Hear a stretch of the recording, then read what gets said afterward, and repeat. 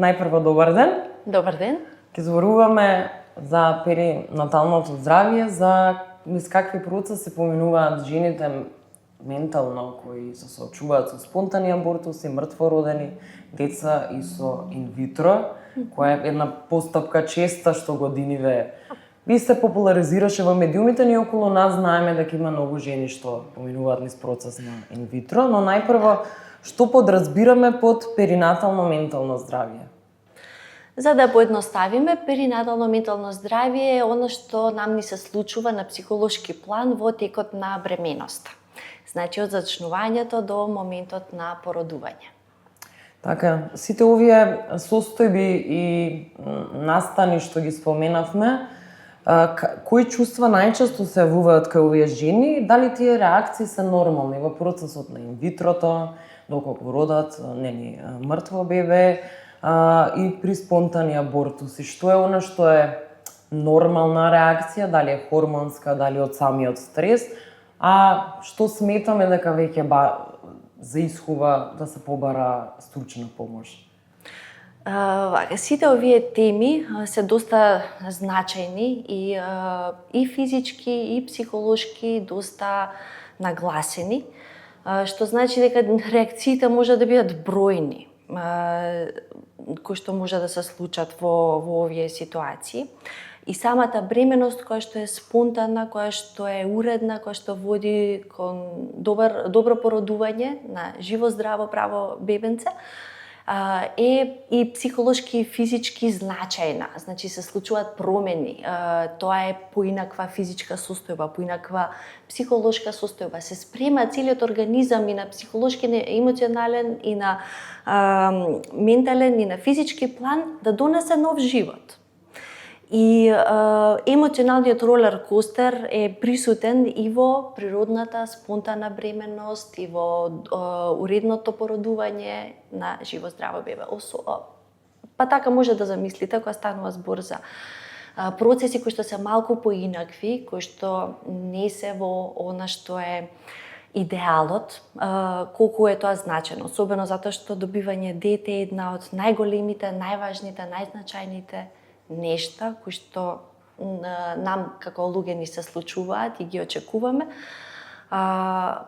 Така да сите овие процеси будат многу емоционални реакции. Ако сакате да почнеме од почеток, па малку по може, затоа што подлабоко. често пати може и самите жени ние правиме не грешка, тоа е повеќе нели од незнаење, кога не знаеш дали е ова нормално што реагираш на одреден начин, што е нормално, дали таа лутина, бест, исплашеност, веројатно и на тоа има некоја граница до каде е тоа здраво човечко реагирање. А зашто треба да се побара стручњак, стручно лице?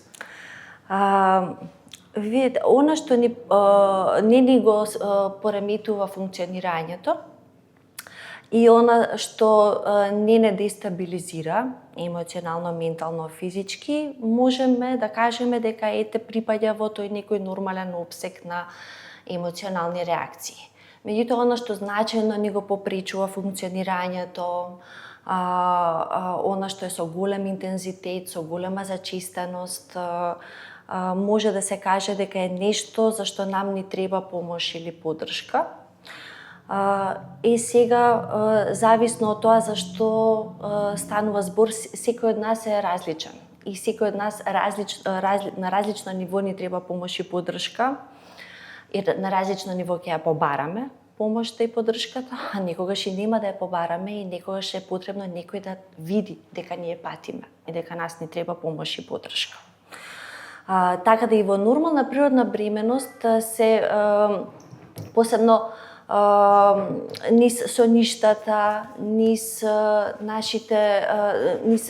следењето на нашите физички реакции, нели во првото тромесечие ни имаме повраќање, па повеќе ни се спие, па второто тромесечие малку поблажено, али тука се појавуваат и разни сеќавања, разни стравови, анксиозности, колку сме спремни за ова, како ќе биде, како ќе се снајдеме, колку ова ќе ни го промени животот, колку ќе го загубиме стариот живот, кога ќе дојде бебето, колку ќе загубиме слободата, како тоа го доживуваме и така натаму, како ќе се прилагодиме, каков родител ќе бидеме, каков родител ќе биде нашиот партнер. Тие се преиспитувања кои што може да побудат различни емоции во нас и тие се нормални, се додека него значајно попречат нашето функционирање. И се додека ние можеме тоа да го носиме на некое свесно ниво и да не сме значајно дестабилизирани. Така, сега кога една општа слика дадовме за перинаталното ментално здравје, да започнеме со инвитрото и плодноста, бидејќи сега не знам што велат бројките и статистиките, барем кај нас, но сите во нашата околина, особено годиниве, познаваме доста парови, жени што поминуваат низ инвитро, имаат некакви потешкоти со плодност и со зачнување. Како повторените неуспешни инвитра влијат врз самодовербата и односот кон сопственото тело, бидејќи честопати тоа се повторувачки работи, траат со години, се менува и изгледот, те настасува умор, хормоните веројатно влијаат и на самиот изглед на жената, па многу често се занемарува овој дел, а и те како прави дополнителен стрес. Неуспешните инвитра знаат да делуваат навистина поразително на самодовербата, на сликата за себе, за сликата за својот живот, за својата иднина, за своето тело. И кога се позачестени, навистина знаат да делуваат поразително. Ајде да видиме вака. Инвитрото е процес кој што најчесто се случува кога имаме некој конкретен проблем за зачнување, без разлика дали доаѓа од машката или од женската страна. Во последно време податоците се дека мажите и жените се изедначени во однос на тоа со кој проблем можат на телесно ниво да се носат за да постигнат природно зачнување. И втората категорија се луѓе кои што немаат конкретен проблем, ни анализи не покажале некој конкретен проблем, меѓутоа тие не успеваат со години да добијат дете. И тоа се две категории на луѓе кои што тргнуваат на овој пат за инвитро.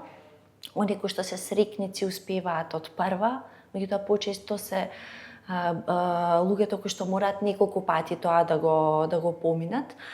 И инвитро процесите се исцрпувачки, финансиски, физички, ментално, емоционално, особено за жената. Мажот тоа на друг начин го носи, иако и тој го носи, меѓутоа особено за жената се исцрпувачки. Затоа што првенствено кога се работи со телото, да се помогне телото да ја постигне таа бременост, се работи претежно преку хормонски стимулации и тие ги покренуваат емоциите. Хормоните и емоциите се поврзани.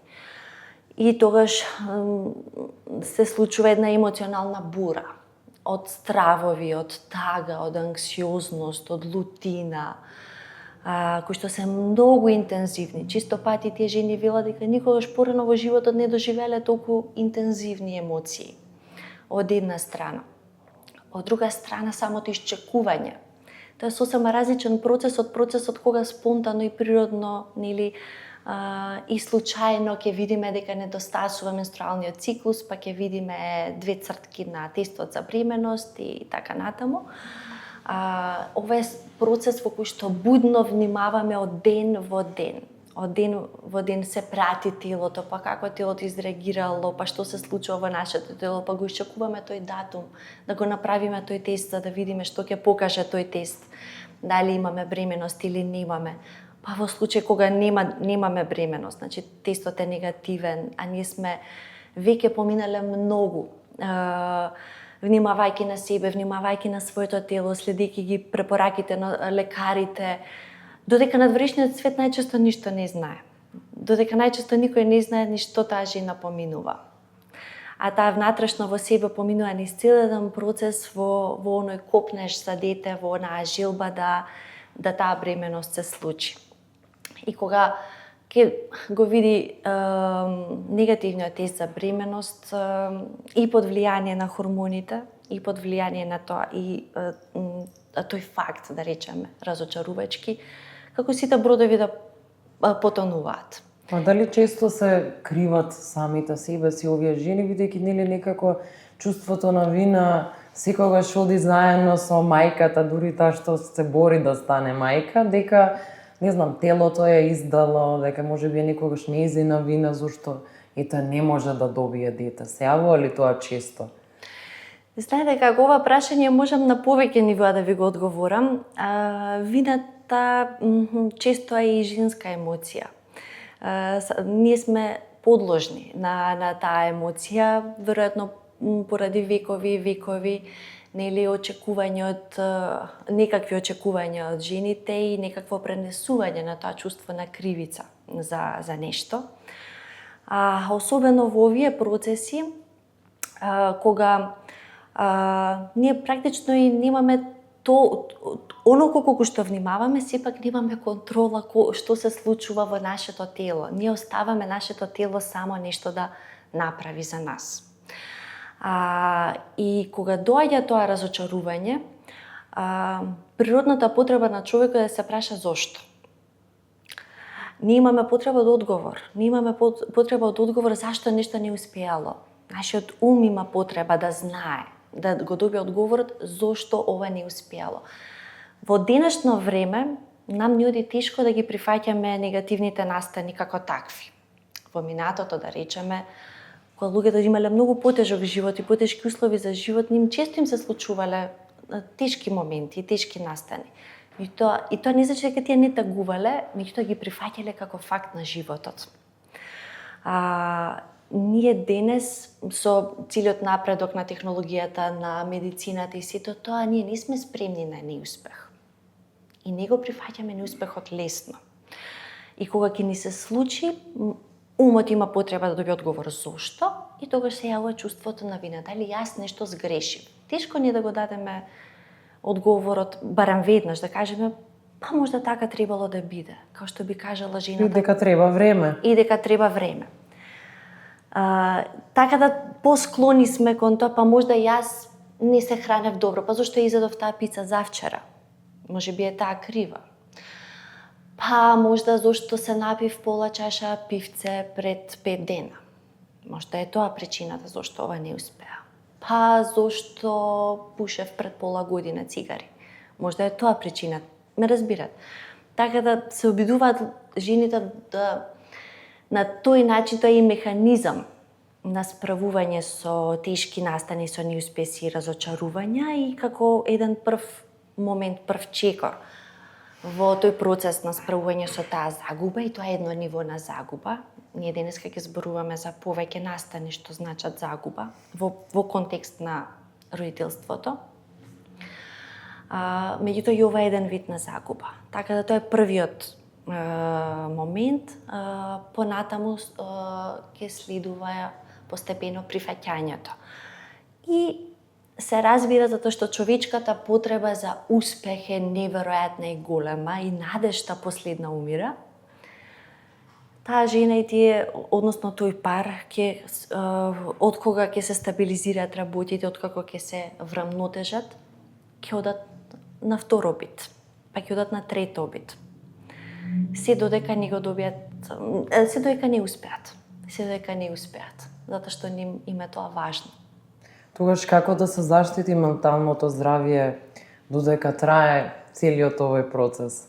И при вакви и бурни реакции, и чувства на вина и нешто што во секој случај не трае кратко. Некои од овие нешта мора да се поминат.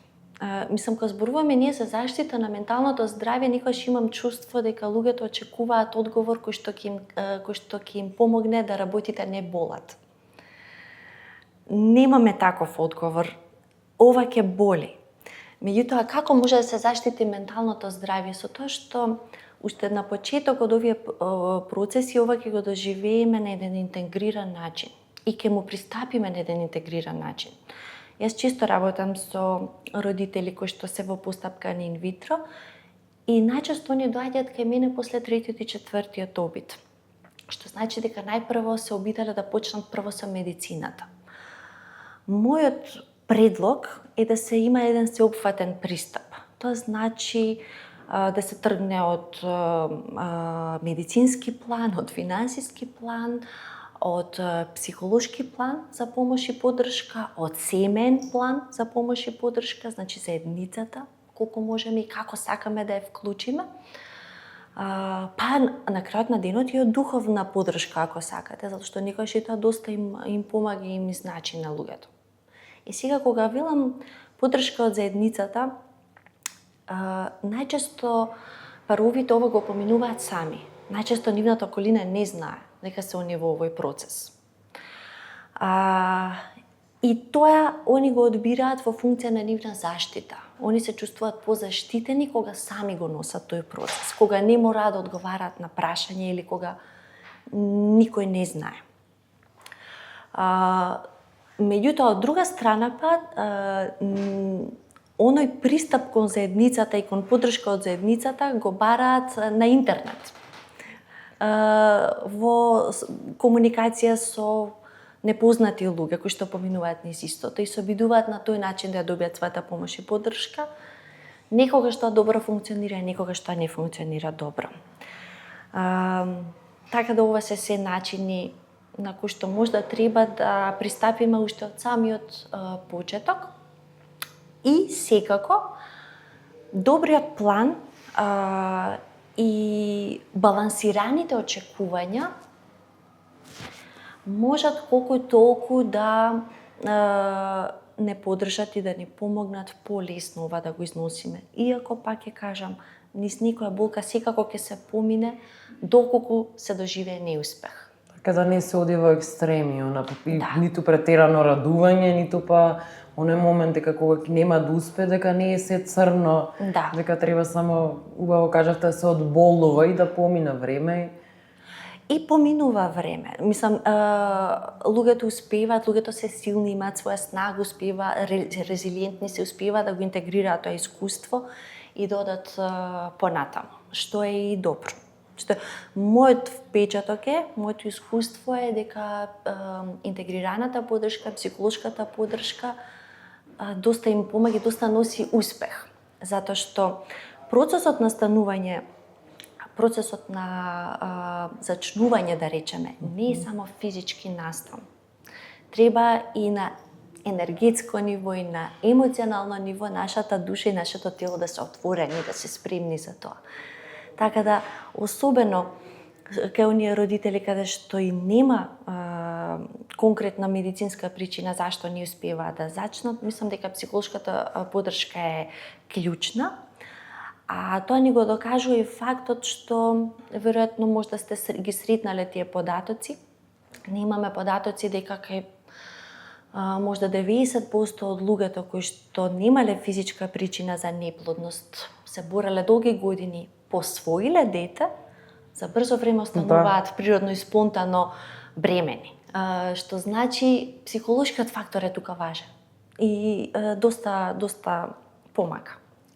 Како жените го доживуваат спонтаниот абортус, особено ако е во понапредна фаза, не во оние 3 месеци каде што нели гинекологот кажува дека до одредена недела може да се случи нешто, може да нема срцева акција. Ние во Македонија од суеверие не кажуваме по луѓе да не се случи нешто. Но што се случува во оние моменти кога не знам, можеби веќе жената ќе биде во 4 или 5 месец или кога веќе нели се спремаат за тоа бебе, не се очекува некако дека може да дојде до спонтан абортус. Да. Тоа е тежок настан. И тоа е голема загуба. Особено кога станува збор за очекувано, сакано, посакувано дете, тоа е загуба и е тешко дури и кога детето не било планирано. Затоа што без разлика колку сме спремни, колку сме емоционално вклучени, свесни за тоа дека чекаме дете, нашиот организам веќе нас не подготвува. Нашата енергија веќе се менува. И ние и почнуваме да фантазираме многу. Го замислуваме тоа дете, размислуваме за имиња, размислуваме за тоа како ќе го промениме животот, кога тоа дете ќе дојде. Сме направиле се што сме требале да направиме за да ја поддржиме бременоста. И веќе тоа дете, разговараме за него со партнерот. Веќе оно станува присутно во нашите мисли, станува присутно во нашето срце. Па дури и во понапредна бременост, кој што велите, кога веќе ги чувствуваме физички движењата, кога ќе го слушнеме срцето. Значи, станува живо, станува некако опипливо. И кога се познава веќе стомакот, значи станува физички некаде се манифестира таа реалност, дека нешто се случува и дека тоа дете се развива и расте. Загубата е голема. Загубата е огромна и тоа е загуба на дете кое што требало да дојде во нашиот живот. И се разбира дека одболувањето е големо и за двајцата партнери.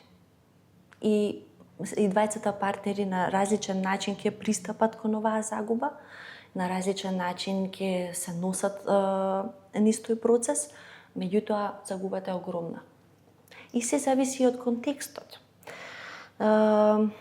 Дали сме имале проблеми во таа бременост или немало проблеми, дали тоа дете, дали таа бременост се случила неочекувано и непланирано или се случила после 10 години планирање и надевање. Контекстот исто игра огромна улога во тоа како ние тоа ќе го прифатиме и како со тоа ќе се носиме. Болката е голема во секој едно од овие сценарија. Меѓутоа дава различна димензија зависно од овие сценарија, зависно од овие контексти.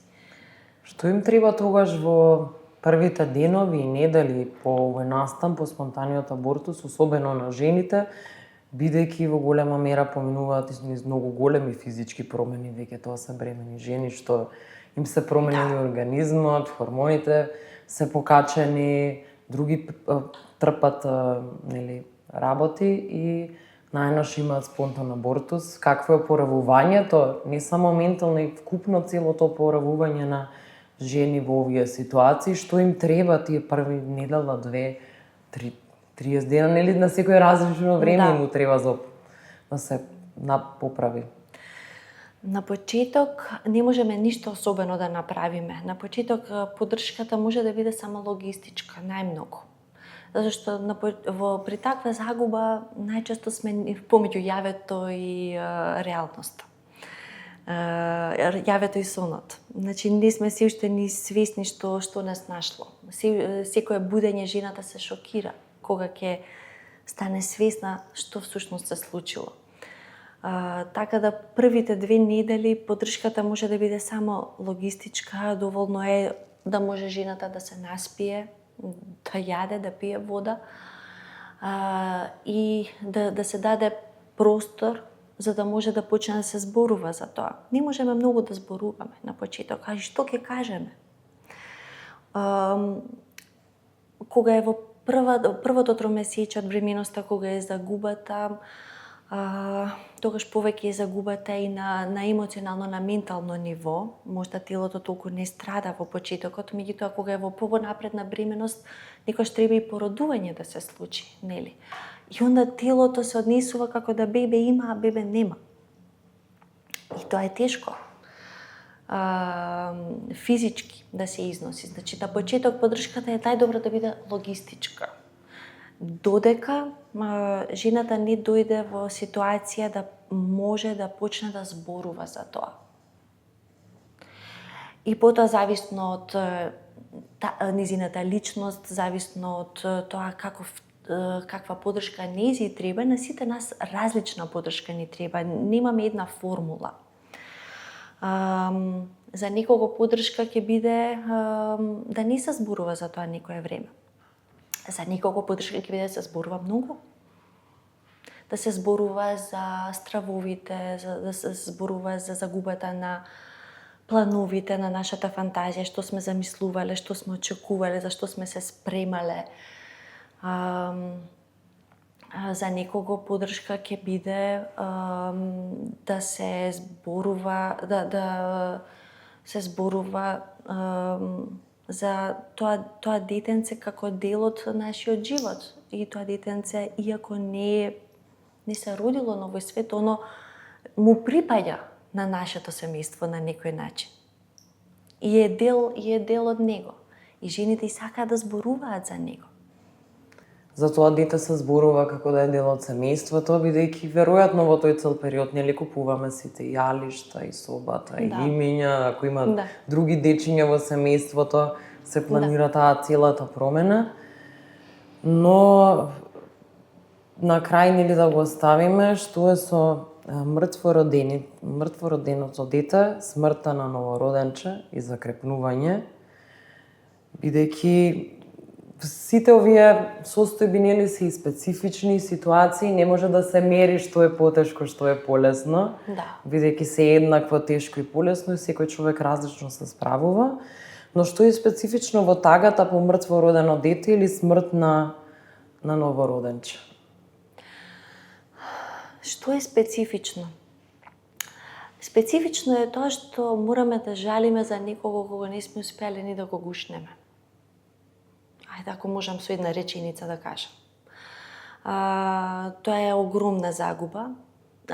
Иако при спонтаната загуба на бременоста и тогаш велам дека сме фантазирале, дека сме смислиле име, сме купиле облека, сме наместиле креветче дома, или сме планирале да купиме, тука веќе сигурно не сме се подготвиле на секаков можен начин. И физички, и логистички, домот сме го отвориле за нов член, а тој член не можеме да си го донесеме дома. И треба да тагуваме по некој за кого сме го отвориле срцето, животот, а тој не може да биде веќе со нас. Што можам да кажам? Нам не е потребно да им дадеме значење на овие загуби, за да можеме да ги прифатиме. За среќа, процентот е многу мал, многу е поголем процентот на инвитро постапки или на спонтани абортуси, процентот на мртвородено бебе е многу мал за среќа. Нас медицината ни овозможува да што помалку се справуваме со тие настани. Меѓутоа, видите во минатото, нашите баби, нашите прабаби, секоја една од нив имала такво искуство. И ние, иако можда не сме го доживеале, и да е Боже, никој да не го доживее тоа во својот живот, можеме да ја замислиме таа болка. Затоа што некаде постои во нашето несвесно како податок, како нешто што сигурно се случило пред 100-200 години во нашето семејство. Тогаш многу често се случувале такви настани. И на човекот му е потребно да му даде значење на тој настан за да може да го прифати. Да ги направи своите ритуали и да му даде некакво значење. Секој човек, секој пар, секоја мајка различно значење ќе даде на таа загуба, за да може да живее со неса. Секако тоа е настан кој што, како и спонтаните абортуси, така и мртвородено бебе, таа душа вечно ќе живее во незиното срце и во нивното, ќе биде дел од нивното семејство, иако никогаш можеби не се сретнале, не се запознале, ќе постои во нивниот семеен систем. Тоа го вели мојата наука. И добро е да се прифати како дел од семејството. Како беше чисто гикави, не помеѓу мртвородени и спонтани, второто дете како беа деца на виножито.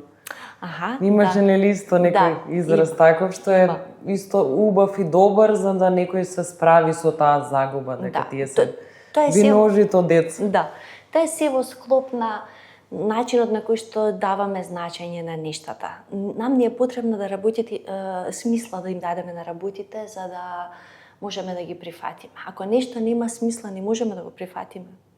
Значи, никаква смисла мораме да дадеме. за да можеме тоа да го прифатиме и да можеме да продолжиме понатаму. Што треба во овој случај да направат здравствените работници, институциите, односно болниците, бидејќи повторно тоа многу често се жени можеби што имале и уредна бременост, дури да немале, приемот се врши како на сите други жени, само што наместо да си отидат дома со бебе, тие си доаѓаат дома со болка, што во тие моменти треба здравствените работници да направат, за да можат на жената додека е во болницата да ја помогнат на некаков начин. Добро би било во секоја болница да постои консултант, психолог, психотерапевт кој што ќе биде тука за различни случувања поврзани со овој процес, па како и за оваа голема загуба, да се даде прва помош и прва интервенција. Понатаму системската поддршка е исто многу значајна. Добро е да имаме во предвид дека тоа е загуба за целото семејство. И целото семејство различно ќе се справи со таа загуба. Некои семејства не сакаат многу да зборуваат, некои семејства сакаат многу да зборуваат, за да им е полесно. Важно е да помошта биде индивидуализирана. Здравствените работници добро е да имаат консултант кој што ќе може на лице место да пружи помош и поддршка. И да процени најпрво. И да направи проценка за тоа дали помошта понатаму може да биде со советување, со психотерапија или ќе треба можда и медикаментозна поддршка. Значи, зависно која ќе биде нашата клиничка слика и нашата состојба после еден таков настан. Затоа е потребно да се изгради добра здравствена стратегија и добри механизми за да може да се одговори на овие настани. Така, во сите овие случаи, односно при инвитро постапките, спонтаните абортуси, мртвородено дете, како жената и парот, семејството може да се подготви за следна бременост или нов обид во случајот за инвитро, медицински има одредено колку време треба да се почека, тоа го одредуваат гинеколозите, но постои ли нека универзална рамка или тоа е индивидуално колку време треба да се чека до следниот обид, бидејќи сигурно постои страф од повторен неуспех или од трагедија? Да, после ваква загуба се зголемува стравувањето или анксиозноста и тука веќе луѓето се многу посвесни за ризиците, посвесни за што се може да тргне наопаку и најчесто во таа фаза они бараат стручна помош и поддршка психолошка или психијатриска и добро е да ја побараат. И добро е да се поддржат себе си и на тој начин за да си помогнат психолошки поспремно да отидат на следниот чекор, затоа што ако ја почнеме следната постапка повторно со тие големи стравови, таа голема тага во нас, многу ќе биде потешко. Време конкретно нема. Колку време му е на некого потребно за да биде спремен за понатаму, да се обиде повторно. Меѓутоа, важно е што се прави во тоа време до следниот обид. Ако во тоа време од загубата, без разлика дали на инвитро третманот или спонтана абортус или мртвородено дете, до следниот обид, важно е тоа време да се искористи на добар начин за не само физичка поддршка, физичко закрепнување, туку и психолошко закрепнување. И секој да го најде својот менталитет, кој начин на закрепнување нему најмногу му одговара, која смисла ќе ја даде на целиот процес, што ќе извлече од тоа и како таа загуба ќе му помогне за следниот обид. Ова звучи малку чудно, меѓутоа понекогаш загубите може да им помогнат на луѓето да одат понатака. Може да им дадат некаква нова димензија, нова надеж за понатаму. Значи не е само стравот присутен. Не значи дека само стравот ќе биде присутен понатака. Може би некогаш луѓето велат во име на тоа што го изгубивме, ние одиме понатака, свесни за љубовта, што ја имавме првиот пат, свесни за сите убави емоции кои што се разбудија во нас. Не сме ги заборавиле и покрај таа тага. Би сакале повторно да одиме понатака, за повторно таа љубов да ја дадеме некому.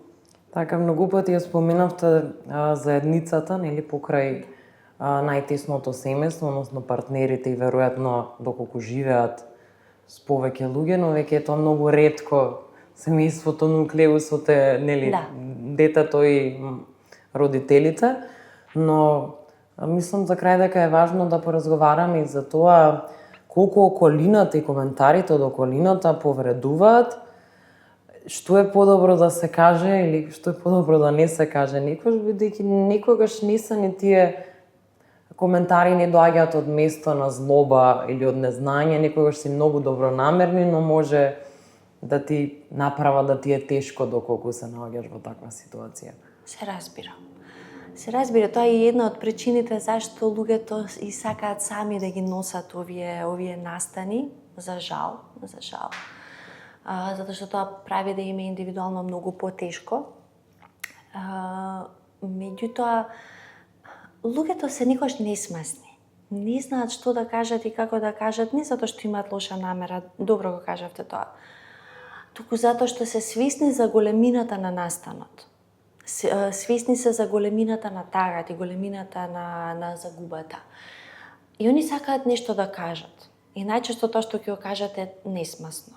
Во смисла на ајде пак имате второ.